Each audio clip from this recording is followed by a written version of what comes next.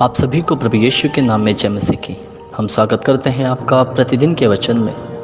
और आज का वचन जो हमारे लिए लिया गया है वो योएल की पुस्तक 2 अध्याय उसके 13 वचन से है, जहाँ पर इस प्रकार से लिखा हुआ है, अपने वस्त्र नहीं अपने मन ही को फाड़ कर अपने परमेश्वर यहोवा की ओर फिरो, क्योंकि वह अनुग्रहकारी दयालु, विलंब से क्रोध करने वाला, करुणा निधान और दुख देकर पछताने हारा है।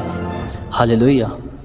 मेरे प्रियो, योएल भविष्यवक्ता जो कि परमेश्वर के नबियों में से एक था, वह इज़राइल जाति को जब वो परेशान हो गए थे अपनी परेशानियों से, राजा के सताने से और इधर उधर भटकने से जब परेशान हो गए थे, तो वो लोग प्रार्थना कर रहे थे, उपवास कर रहे थे। तो योएल नबी के द्वारा उनके पास ये भविष्यवाणी हुई, ये परमेश्वर का वचन पहुंचा कि अपने वस्त्र नहीं परंतु अपने मन को फाड़, क्योंकि वो अपने आप को परमेश्वर से नीचा दिखाने के लिए, परमेश्वर से कम दिखाने के लिए अपने वस्त्रों को फाड़कर वो राख पर बैठकर उपवास प्रार्थना को करते थे।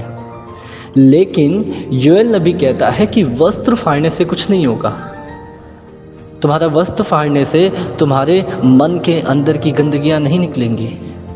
तुम्हारा वस्त्र फाड़ने से तुम सिर्फ अपने आप को बाहरी रूप से परमेश्वर के सामने कम दिखाओगे, परंतु अंदर से तुम फूलते रहोगे। इसीलिए तुम वस्त्र नहीं परंतु अपने मन को फाड़। मेरे प्रियो, हमारे मन को फाड़ना बहुत ज़रूरी है। कई बार हम मैं में जीवन को बिताते हैं कि मैं ऐसा कर सकता हूँ, मैं वैसा कर सकता हूँ, मैंने ये किया, मैंने वो किया। लेकिन असलियत में हमारे साथ परमेश्वर का वचन और परमेश्वर खुद रहता है और अपने सहायक के साथ हमारे साथ बना रहता है। लेकिन कई बार हम उसे धन्यवाद देना, उसकी आराधना करना, उसको बड़ाई देना भूल जाते हैं, क्योंकि हम सोचते हैं जो हूँ मैं ही हूँ। उस मन को मेरे प्रियो फाड़ के परमेश्वर के पास जाना है। उस मन को हटा के एक नए मन के साथ परमेश्वर के पास जाना है। क्योंकि योएल नबी कहता है, वो भविष्यवक्ता कहता है कि वो गुस्सा करने वाला नहीं, वो क्रोध बहुत ही विलंब से करने वाला परमेश्वर है।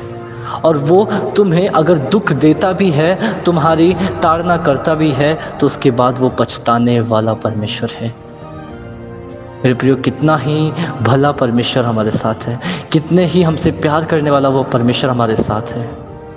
क्योंकि वो हमें एक माँ के समान, जिस प्रकार से एक माँ अगर अपने बच्चे को डांटती है या उसकी गलतियों पर उसको मारती है, तो वो बाद में पछता कर उसके जहाँ पे उसने मारा उस पर वो मालिश भी करती है, मरहम भी लगाती है।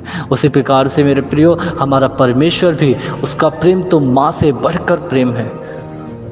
वो हमें दुख देकर पछताने हारा परमेश्वर है।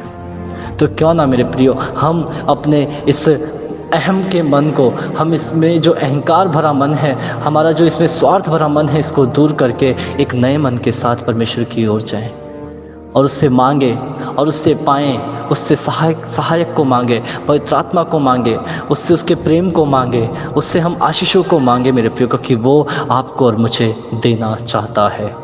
आइए हम प्रार्थना करें। धन्यवाद प्रभु यीशु, धन्यवाद करते हैं सुंदर समय के लिए प्रभु। सच में प्रभु, तेरा वचन हमसे बातचीत करता है प्रभु यीशु।